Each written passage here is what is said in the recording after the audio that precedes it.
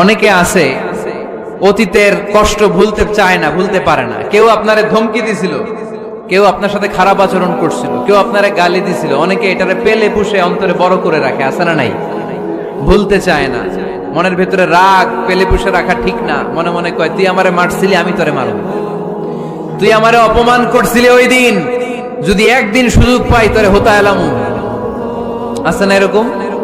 সেই 20 বছর আগে আপনারা সব অপমান করছে, ওইটারে পেলে পুষে আপনি অন্তরে নিয়ে বয়ে বেড়াচ্ছেন। আর এই হিংসা ক্ষোভ যদি রাগ ভিতরে রাখেন, এটা আপনারা জ্বালায় দেয় ভিতরে, জানেন? আর যদি আপনি ক্ষমা করে দেন, একেবারে ঠান্ডা।